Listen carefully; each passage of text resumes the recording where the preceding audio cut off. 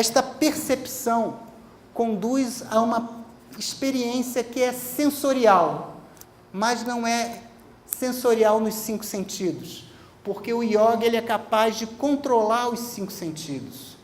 Já diferentemente da síndrome do pânico, que ele perde o controle dos 5 sentidos. Ele começa a sentir e perceber coisas que não existem, assim como o ataque causado por uma abstinência de drogas, em que as drogas induzem ou deformam essa percepção da realidade.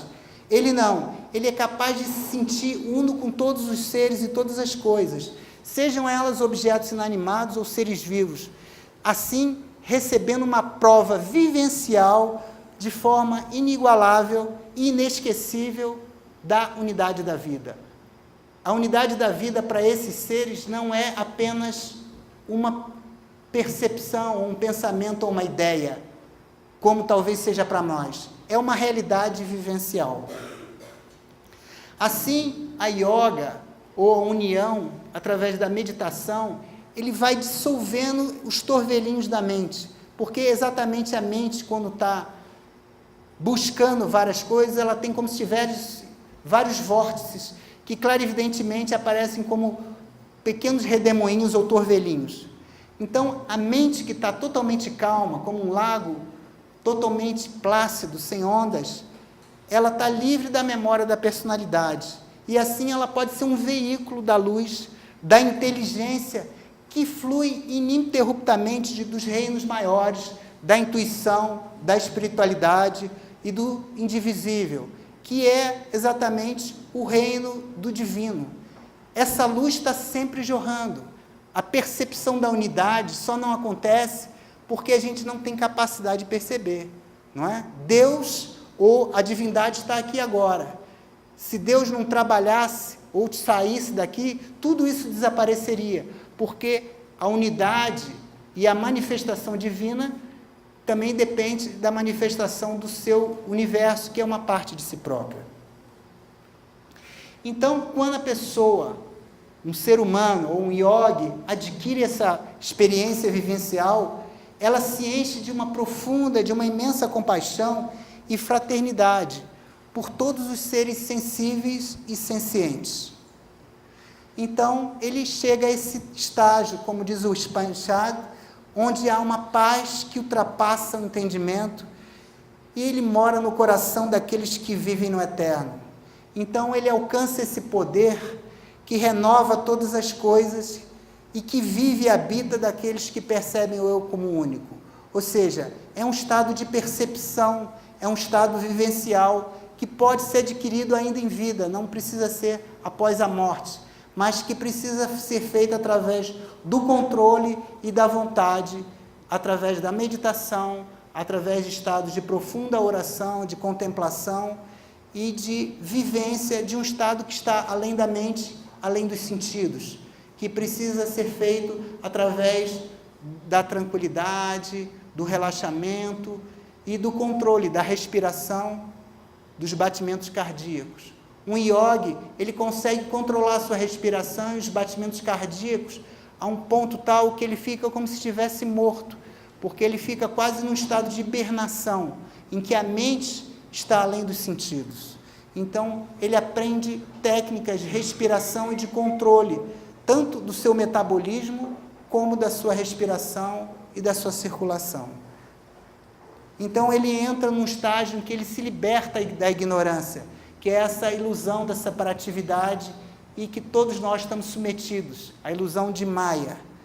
Então, naturalmente, depois dessa experiência transformadora, eles se dedicam de forma integral a ensinar os outros seres humanos o caminho da paz e da liberdade.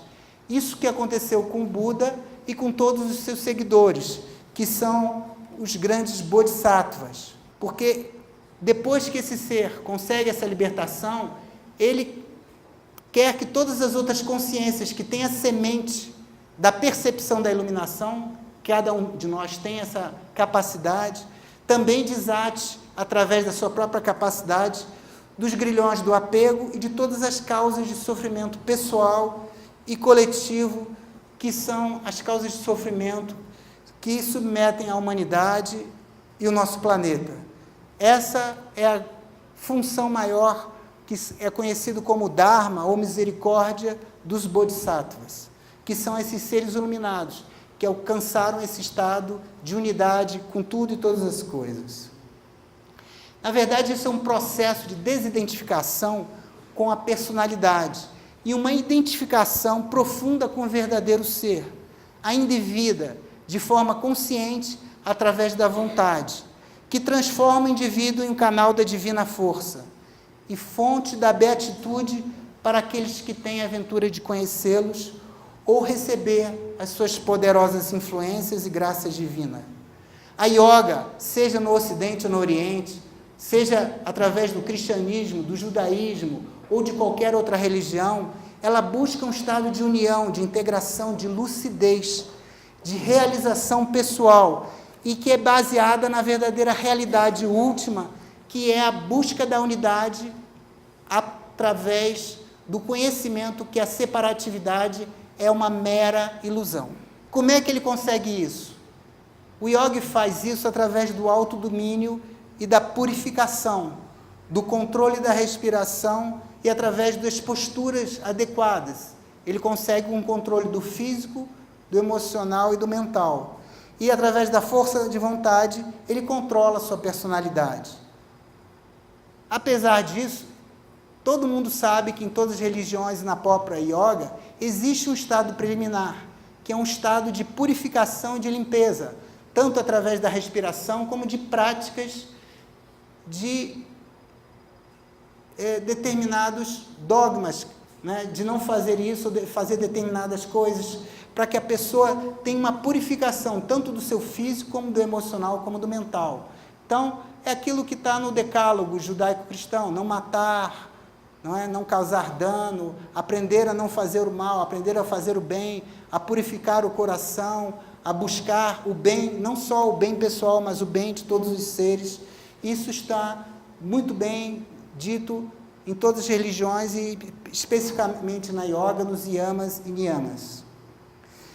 Utiliza algumas determinadas técnicas, como a concentração, depois a contemplação e depois o êxtase. Eu falei êxtase, não êxtase, né?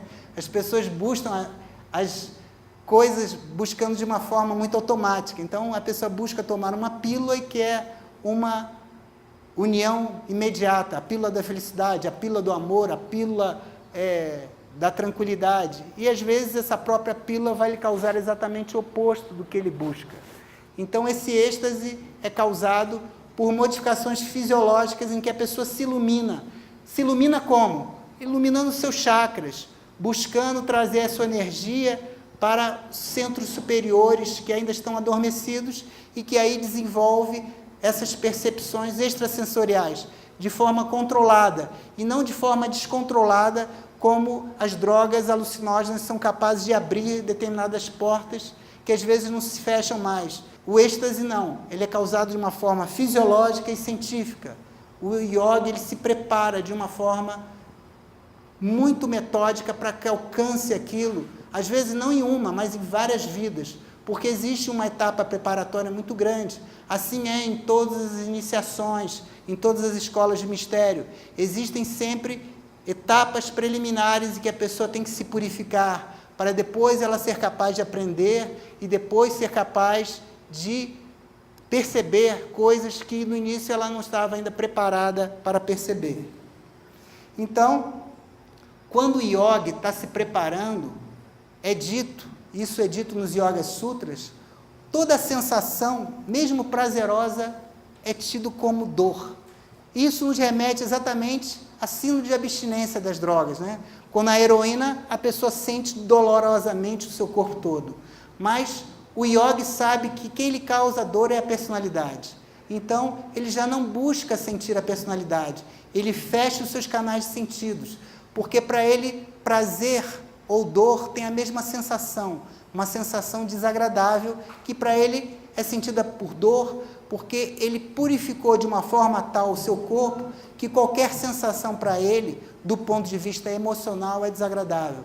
Porque ele está buscando sensações que não são do emocional, não são do físico, mas são de corpos além da personalidade. que são do corpo búdico, não é? São de corpos onde ele vai sentir a unidade da vida e a unidade com todos os seres. Então, essa é uma desidentificação da percepção dos sentidos. Então, ele é capaz de controlar ou imobilizar o seu físico, ele acalma completamente as suas emoções e foca a sua mente num objeto único. Às vezes é o mestre, às vezes é uma qualidade, às vezes é uma mandala, às vezes é através da oração, ou é a mãe de todos os seres, ou é o pai de todos os seres, ou é Nossa Senhora, ou é Jesus, ou é Buda, ou é Krishna, ou às vezes não é nenhum objeto, quando ele já não precisa de um objeto, e ele se identifica com a fonte ou o vazio de onde provém toda a vida, que é exatamente o absoluto, que é fonte e, ao mesmo tempo, é tudo e é nada. E assim, de forma desperta, no início com um objeto que é chamado o Sabijaupa Samadhi, que é, ou seja, a meditação com semente, ou o êxtase, ou o Samadhi, que é exatamente a iluminação, e depois ele consegue uma iluminação mais poderosa ainda, que é o Nirvikalpa Samadhi, e depois Samadhis cada vez mais altos, que são estados de iluminação, alguns conhecidos como Satori, outros como Divina Graça, cada um dá um nome conforme a sua tradição. E ele, assim, de olhos fechados, é capaz de atingir níveis de consciências chamados suprafísicos. São estados alterados de consciência, mas não são provocados por drogas ou por doenças. Porque o seu objetivo é a lucidez para a imersão na verdadeira realidade, que é chamada realidade última, que é traduzida como Samadhi, Satori, iluminação, ou o nome que vocês queiram dar.